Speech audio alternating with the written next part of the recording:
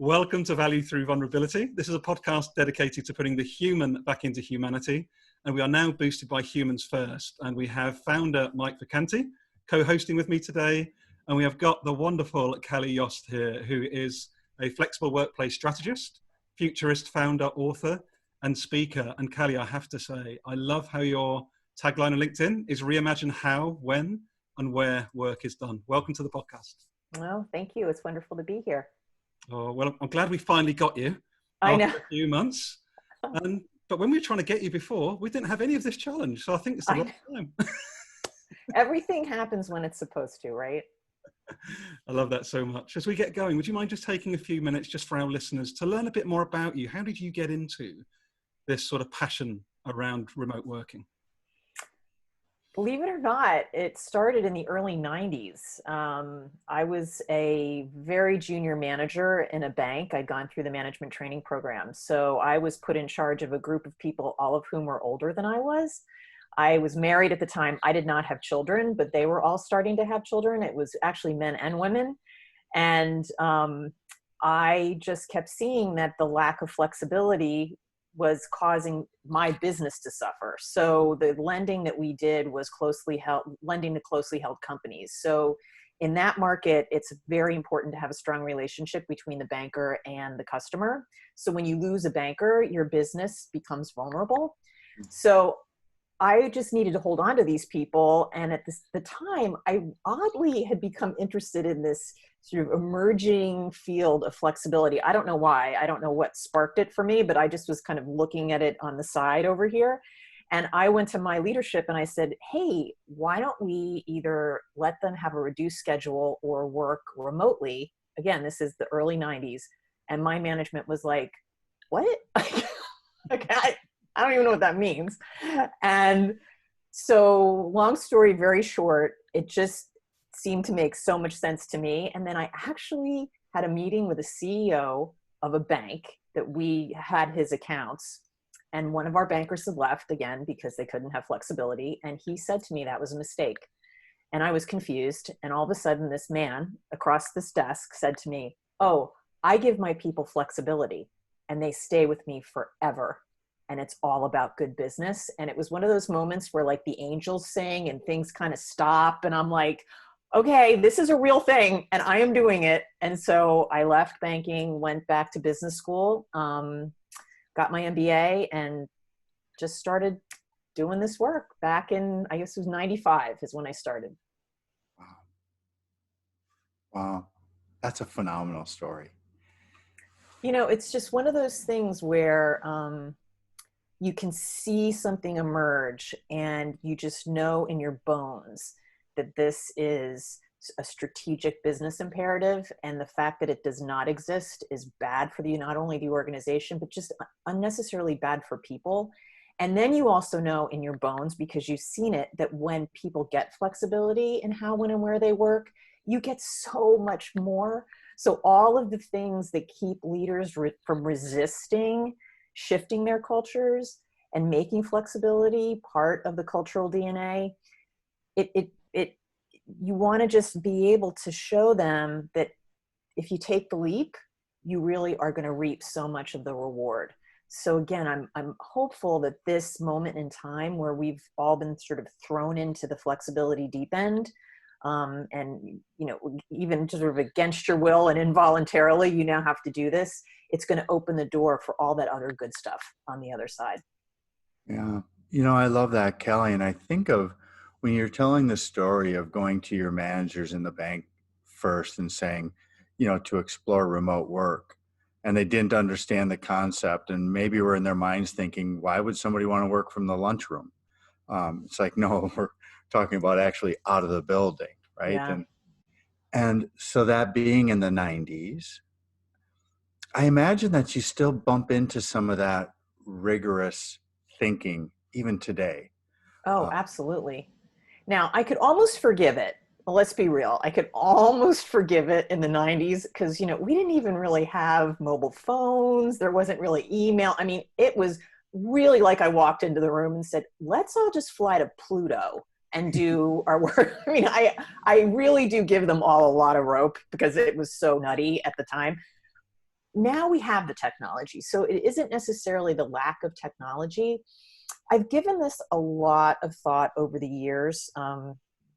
And I made the strategic decision a few years ago that I really was only going to work with visionary leaders who really saw the need to make the shift for the variety of reasons. I wasn't going to spend a lot of time with leaders who didn't want to do the work or understood what was possible.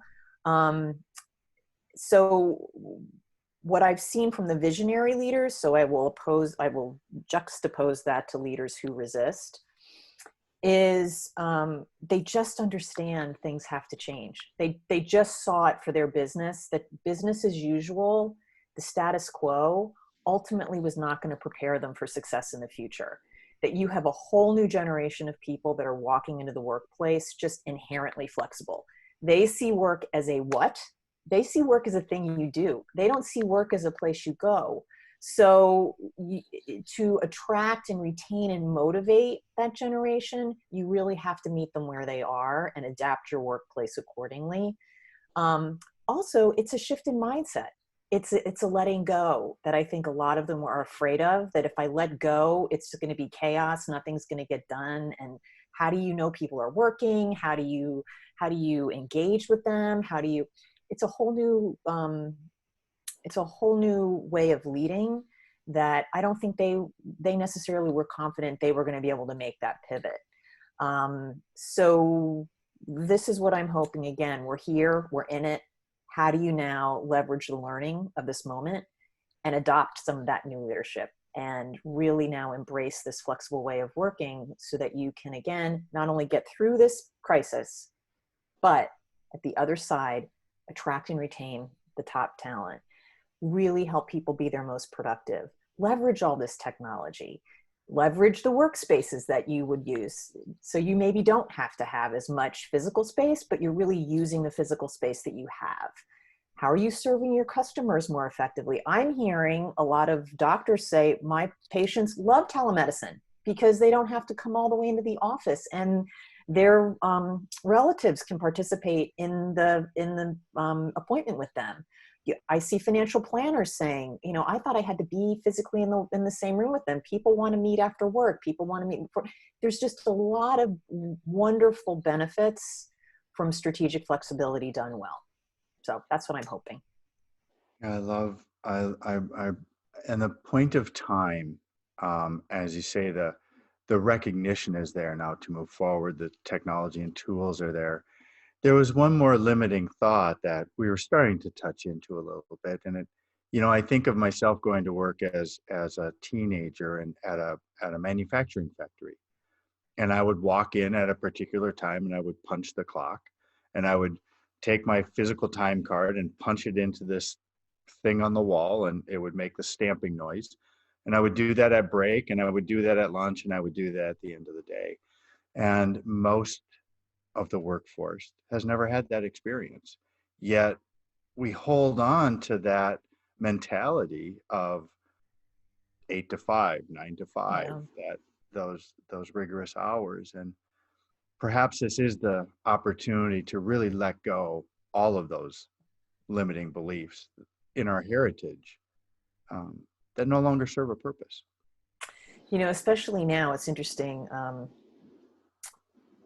Time is such an organizing framework, right? So that's part of it. It's like, what's the organizing framework around work?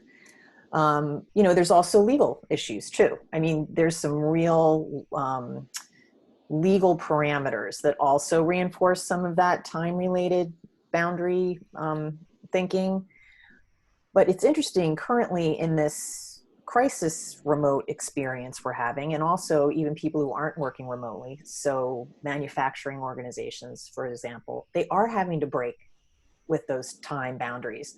And two reasons. One, a lot of parents are not able to work in those, 8 to 5, they have children that they now have to not only just watch, but educate, because they're not going to school. So you have parents now saying to managers, I'm coordinating with my partner, I'm coordinating with whatever support I have, but I'm now working from 7 to 11, and then I'm going back on from 3:30 to 8. if you need me, text me, but I can't participate in meetings. So you have managers now that you have people who are kind of operating at these different periods of time just out of necessity right now. So that's an interesting coordination.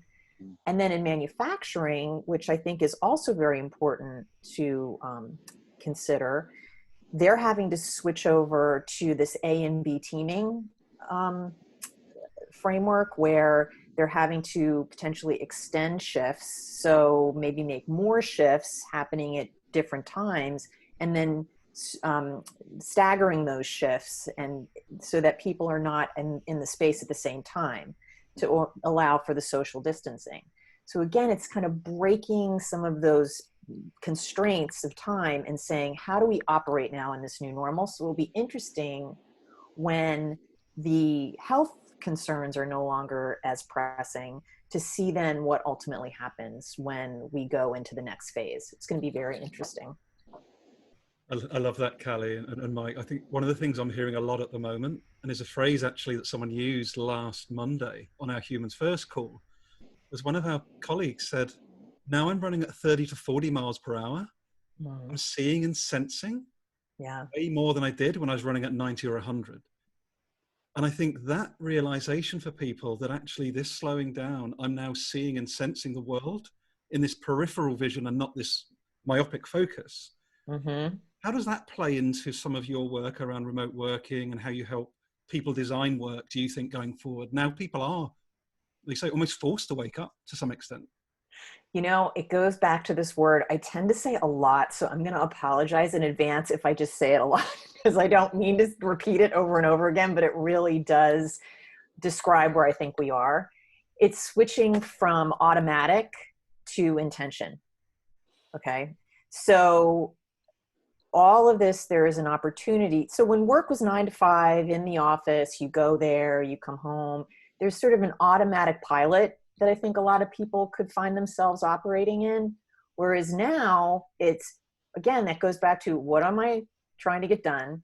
And now it's how and when do I do it best? Where is set for a lot of people, it's remotely, you are doing it remotely. But then how and where do I do that best? There's a sense of thoughtfulness that has to go into that. And also you're being forced to, really think about what is going on. And I'm going to tell you right now, I'm also you probably are hearing my child come in. Okay. So this is the other piece of this intentionality that has to happen, which is we have people now trying to remote work in spaces where all their other family members are remote working.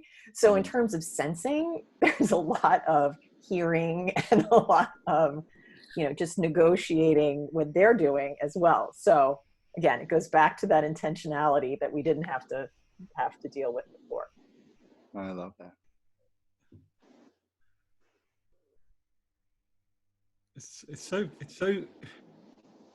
It reminds me, Cali, of that. One of the things that's making me chuckle the most at the moment is not more than 18 months ago, Professionalism. Remember the attaché who was abroad and his wife came in with the kid? I'm right. It's like 18 months ago, that was like viral. Ha, ha, ha, look at them. I know. They were back on the news 3 weeks ago being interviewed. Oh, were they? Stars. So I just think what's really fascinating, and I feel you're both speaking to this, is there's the belief systems that we have held are not challenged for so long. It's literally like the glass ceiling is gone. So I think about like inclusion.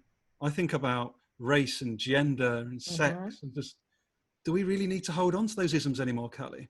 And how does remote working help us give minorities more freedom to not have to maybe come in as far for travel, or, just the whole opportunity to redesign work and society, I think is really exciting if we grab it. Well, I just think what it's done again is it's sort of gotten rid of these artificial barriers that we've put around all these different parts of our life. So you can't help now when you are interacting with somebody in their home, you really can't help but see their life. You really can't.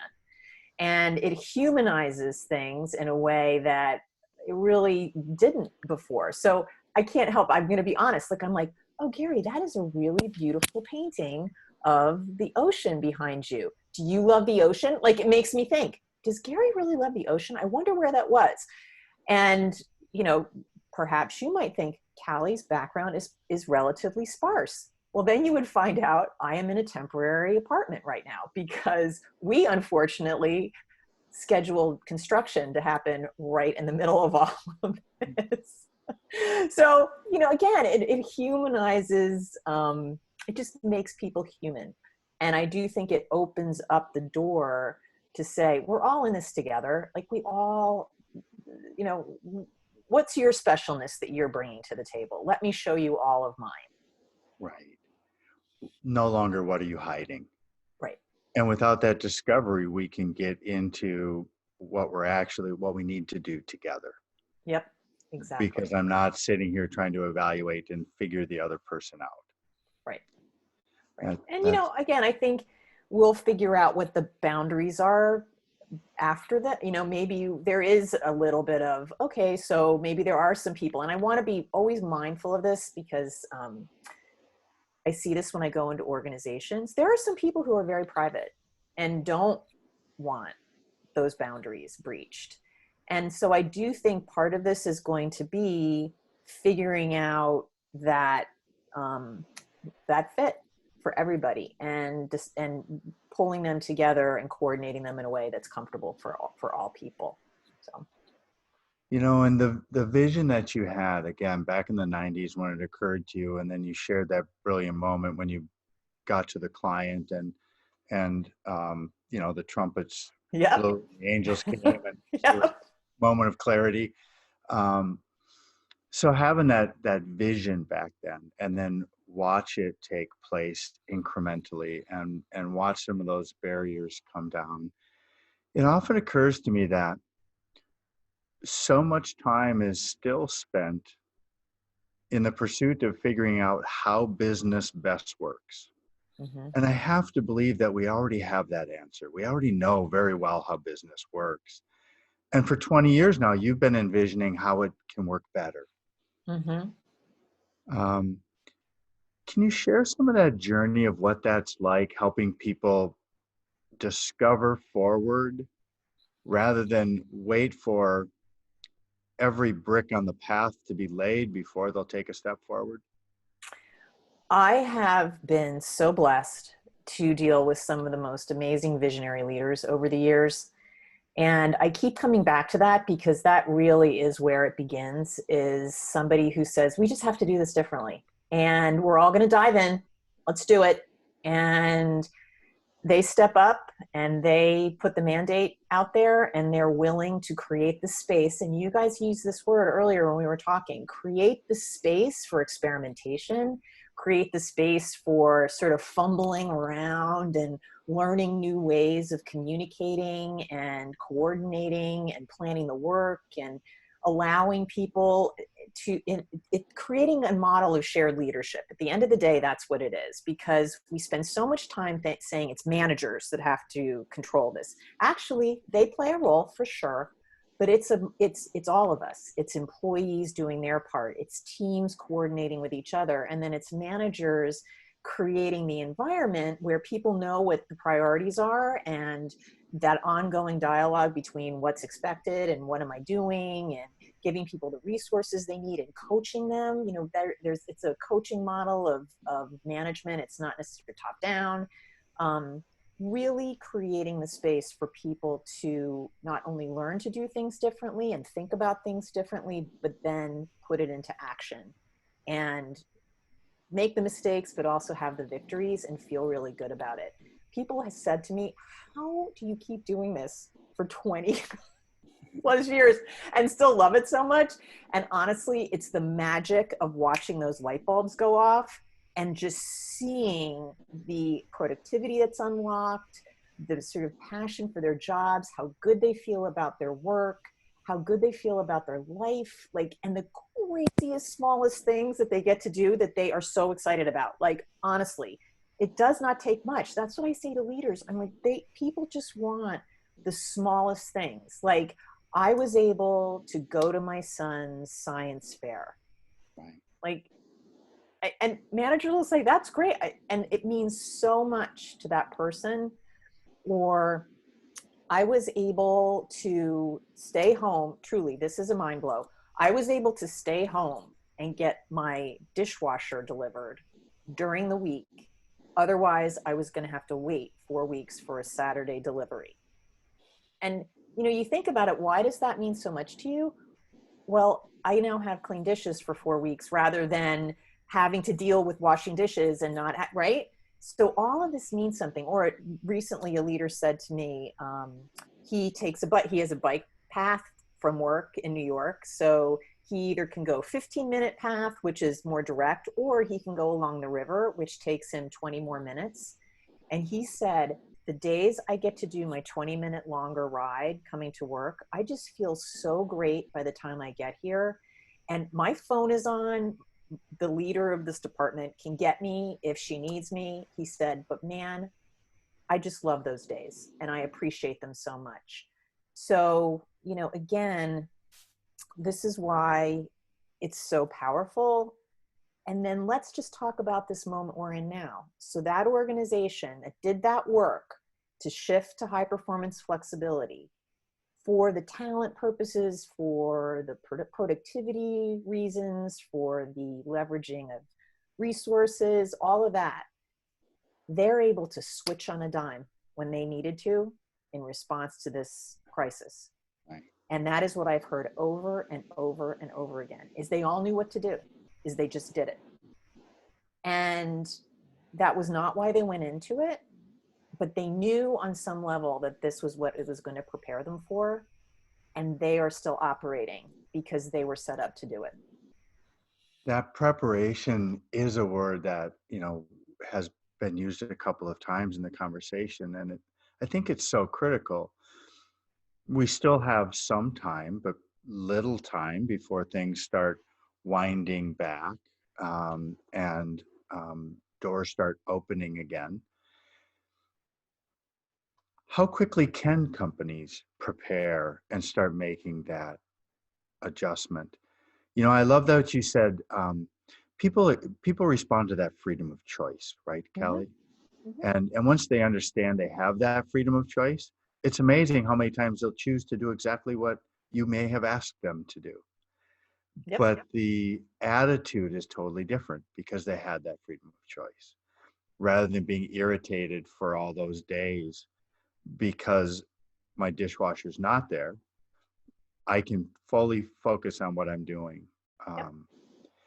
So the path to getting there in this abbreviated window, in this time of great need, is that something companies can turn on and prepare in a hurry to accomplish? Well, I do think there is, okay, so it's very important to understand that what we're in right now is a remote work, like a rapid crisis remote work response. This is not an intentional cultural shift to high performance flexibility. This is a very different situation. But still, I think that organizations can put some degree of structure around this. They can begin to set themselves up to ultimately leverage what they've learned in this moment. Okay. So I do think that it's very important to leverage whatever technology you have. I'm not a big fan of all of a sudden adopting all sorts of new technology in this moment. I think it's a lot for people. I do think that managers and leaders can start to be specific about priorities.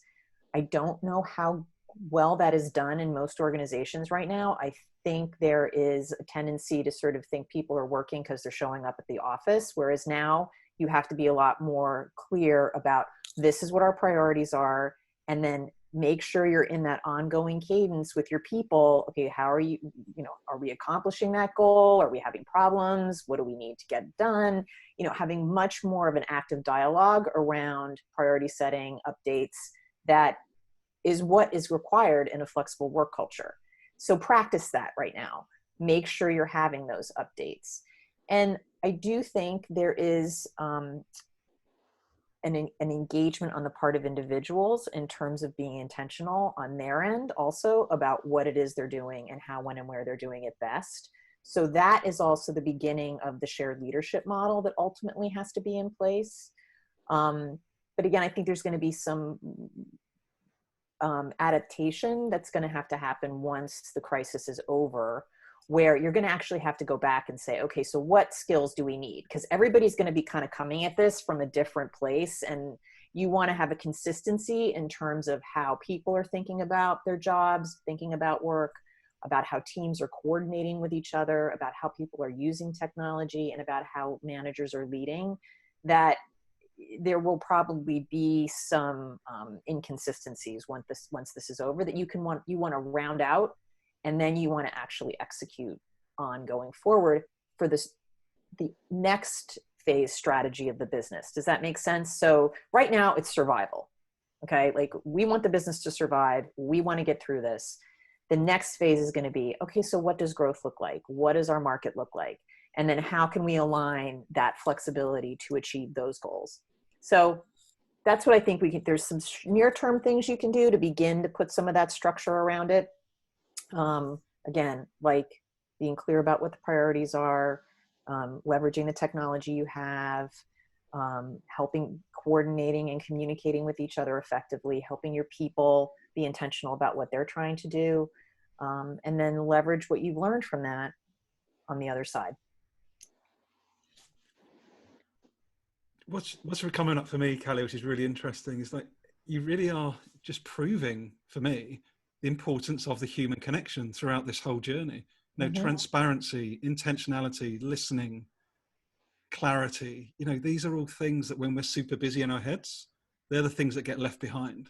So it's a real opportunity to really beef up that sort of humanistic connection, isn't it? So that we all thrive as we come out of this. That's what it feels like. Yes. And you know what the irony is? You do that, you get more performance and productivity, right?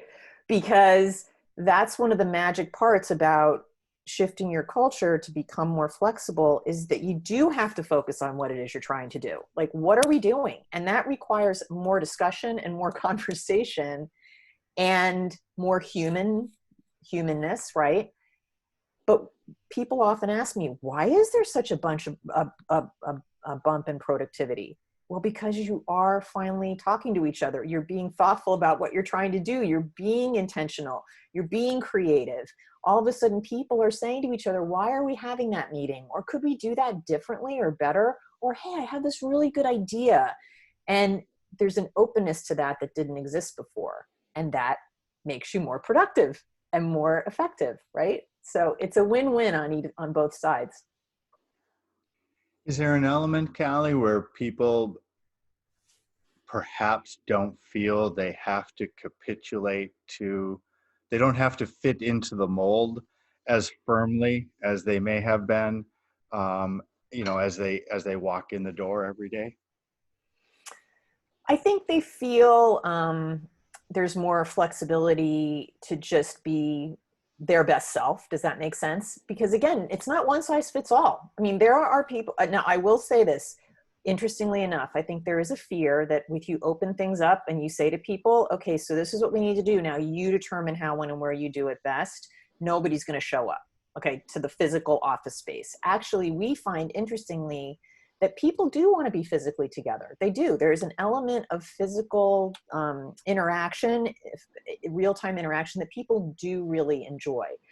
So that there's a continuum of that, right? You have the people who really just don't like to work remotely. There are people right now who are just cannot wait to get back into a physical office because that's their preferred way of operating. And then you have the people who, if left to their own devices, they do like being having less of the overwhelm that they sometimes feel in a physical place. So again, it's kind of, people can determine what works best for them. There are some managers who will still like to have that one-on-one FaceTime together in a physical environment. Then there are some managers who just are very comfortable leading and managing off of a collaboration platform like Asana, where they're just writing notes to each other. I mean, it really all depends. And I find there's just more openness to figuring out what that looks like for each person. For their own dynamics. Yep, exactly. It's lovely, isn't it, Mike? We're sort of coming to this personalization of work, which was sort of, for me, even a dream 2 years ago when I really sort of stepped into this space of culture and, you know, human-centered design. It's fascinating, Kelly, because it must feel for you like it's been a long time coming on the one hand, but at the same time, you've seen progress, I guess, incremental adoption over time. Do you mind speaking to that a little bit? I'm really curious, just as before we wrap up, as to what that journey has been for you, and maybe what were some of the challenges for you? What, you know, with sort of value through vulnerability, what was maybe one of the biggest challenges for you on that journey? If you wouldn't mind sharing that, I'd be intrigued. That's a great question, Gary. So a couple of the pivot points for me, I first got out of business school and I worked for Families and Work Institute, which was one of the sort of leading edge think tanks in the area of flexible work. And I was just so blessed and grateful for that opportunity because it truly was wonderful. But what was happening in those early days was there's a sense that this was a top-down HR policy, one-size-fits-all policy. And I saw pretty quickly that actually, no, that it was it had to be a process where you would consider all the different variables of a particular job or of a particular business, that the process was consistent, but the inputs would be different. And so then the outputs would be different. And there had to be a space for that. And also critical to that was individuals had to play a role. You couldn't sit passively and have the organization give you flexibility. You need to play an active role in that. And so I went out looking for that skill set for individuals, could not find it. So of course I was like, well, I guess I got to write the book. So that's where the work-life fit piece of this comes in, is for flexibility to succeed in the organization, individuals need to be capturing that flexibility and intentionally using it, not only day to day, but then at major life transitions. So my books were really the solution set for the individual to come to the table as a full partner. And then the next pivot point for me was that decision I made to really focus on the visionary leaders that were coming along and I was meeting, who wanted to make that culture change, really fundamentally shift their cultures and make flexibility part of the DNA, but also part of the strategic decision making. And, you know, the frustration there probably was I would meet so many leaders that I would see all the possibilities for their organizations, and they just, for whatever reason, couldn't make the leap. They just, they just either, they didn't have the support from their senior leadership. In many cases, it's because HR was telling them, oh, we have this, we've already done it. When really they hadn't, but they couldn't fight that. It was like, so, again, I thought we're just going to keep building the momentum with one leader at a time, one organization at a time. And here we are. And so my hope now is the door's been opened, and now let's all walk through and let's now make this part of our culture and the part of the way we work. So wonderful. And, you had mentioned again that you get a chance to work with visionary leaders, and by intention, because it's those that are going to step forward and they're visionary to start with, and they're looking to how do we expand from here. So that's brilliant. And then you also spoke to bumping into some of the old mindset, and the difference between those leaders is there one limiting belief or thought that you would ask them to evaluate for those that are stuck in becoming visionary? Is there something you could recommend that they remove from their arsenal or their thought bubbles to help them move forward? 2.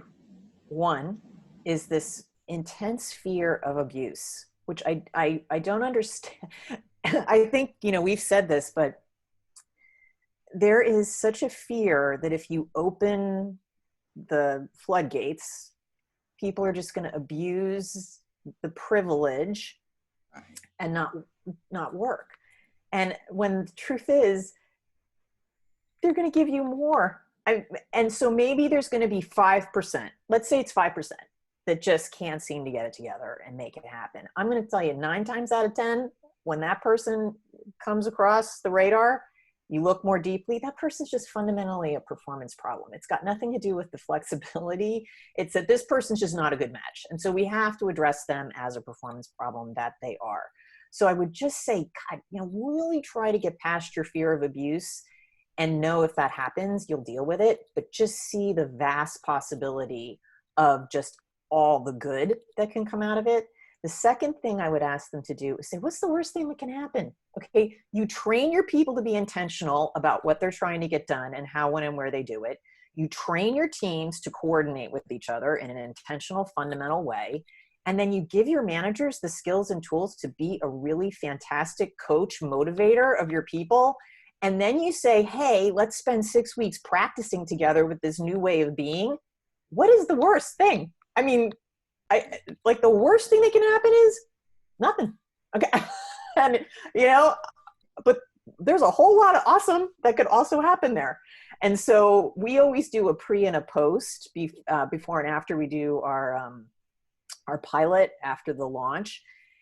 And the reason we do that, the reason I started doing that is I wanted to show nothing bad happened. So the question is, during the pilot period, how did what we're doing impact productivity, or high performance flexibility impact productivity? I just want to see no negative, but inevitably after 6 weeks, we see a high percentage saying it's grown, it's improved. So, it's these two fears. It's this fear of abuse. It's this fear that productivity is going to take a huge hit and wheels are going to come off the bus, that keeps you from just seeing all this wonderful upside. And I would just ask them to challenge those two mindsets. Excellent. That's really excellent. It's brilliant. And thank you for so much actionable information. Like I've just been popping all over the place listening to you, Cali, around, wow, you could try this, you could try that. Because I work within a big corporate as a day job. So I'm just thinking, it's so applicable. Like, you've given a gift today. Like Oh, thank you. No, but really you have, because if people are open, they can run that experiment tomorrow with their team of 5 people. Yeah. Like, you go and let's practice remote working. Let's put in place this practice and run it for 6 weeks and see what happens. Like, it doesn't need to be a big top-down corporate sign-off, does it? You can just run your experiment in your team. Well, I will tell you, most recently, the projects that we've had have been what I like to call sort of, visionary leaders within a bigger organization that just said the way we're doing it is not working. And so I'm doing it my way, because I just need my business to operate differently. And it's so interesting to see after they do it, and while they're doing it, people are like, like, what's that? Oh, no, that. And then afterwards, and they see what happens, and all of a sudden it's like, oh, wow, okay. So you really don't have to wait. You can take the lead. And again, we're in a crisis period right now. And so my advice right now would be, just put some pretty simple things in place. Okay, don't go crazy trying to innovate. You're already innovating in real time, but just be intentional about what you want to learn from this period, and then how you're going to take it and you're going to build on it in a very deliberate way, in a consistent, deliberate way, to get everybody on the same page and moving in the same direction. That's where you ultimately want to go. It's such sage advice. Be open-minded about the possibilities through this time. That's the best decision to make, is become open-minded about what's next. Yeah. That's wonderful, Cali. Offline sometime, I have a story to tell you about that remote working, how people want to come back together. As I was leading a merger and acquisition, and I was out in Seattle, and there's a story with that, but it was one last point, because you had made it about the intention and about the expectation of how people can come together and work. One key area that often comes to failure over that management thinking and being able to bring together remote teams is through mergers and acquisitions. Mm. And it was just one last question I would ask of you is, do you see that, is there an example of that playing out positively in the, in that merger and acquisition environment? Oh boy. Let me think about that. Oh yeah. Okay. So, we helped in the US, actually it's a global, a professional services firm do a very quick culture shift pivot a few years ago.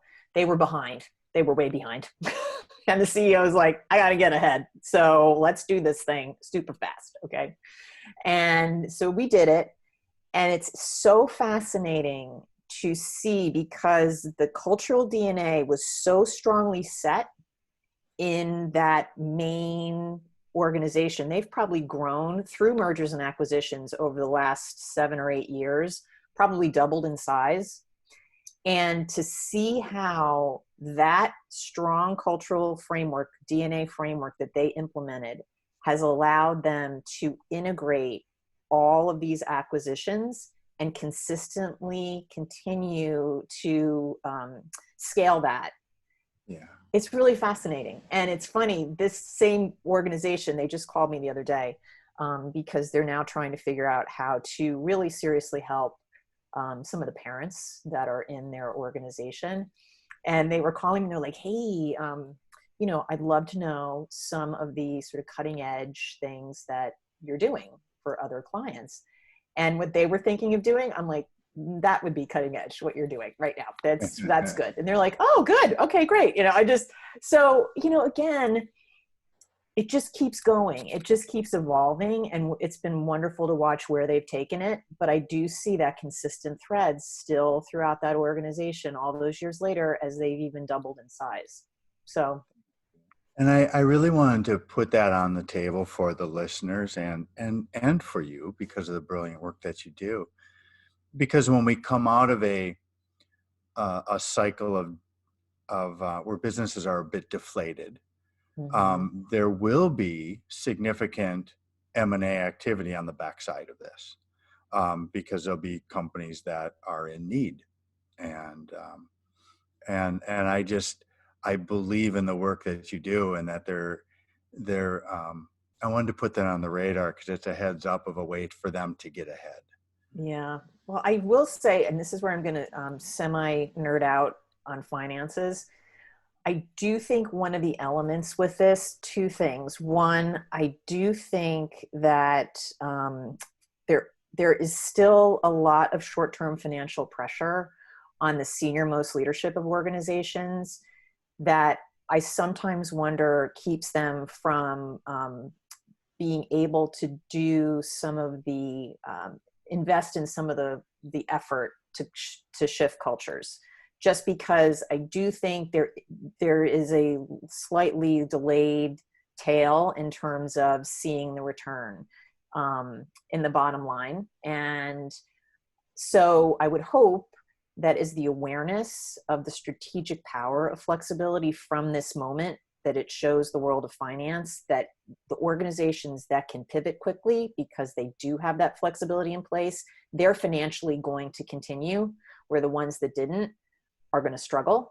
So from that, there'll be more of a support and acceptance to allow for that to move forward. And I do think from board of directors, I think boards need to educate themselves in terms of the strategic power of high performance flexibility so that they can support senior leadership and encourage them to make the effort that allows that framework to be in place to support that merger activity. That's a nice full picture, isn't it? That's stunning. I know we've got to let you go, Cali, but that insight, that's not one I've foreseen around this conversation, which is actually how could potentially part of the system change in that. It has to actually. Yeah, it really does. And I think there will be, this is another one of my hopes, is that there will be an awareness in the financial system that this is really mission critical and part of what has to happen. We're all on the same page as we finish this wonderful conversation. Cali, thank you so much. Thank you, Mike. How can people find you, Cali, if they want to follow up the conversation or follow you? Well, I am at theflexstrategygroup.com, and you can find me on Twitter, and you can find me on LinkedIn. As Gary knows, I post frequently on various aspects of this topic. And we are actually going to be launching a series in the next couple of weeks. For 6 weeks, we're going to be focusing on giving some insights and resources to managers and employees and leaders to help them really leverage this moment. At least in the US, I think through the end of May, we're probably going to be in this pretty extreme shelter-in-place mode. But then things are going to slowly start to evolve. And just these 6 weeks are a good time to sort of get some of that structure in place and begin to think about how you can learn from it. So go over to our site. We're going to be announcing it in the next week or so. And I hope you join us. Thank you so much. Thank you, Mike. Thank you, Cali. Thank you, Cali. Conversation. Oh, it was wonderful. Thank you both. Take care. Bye-bye.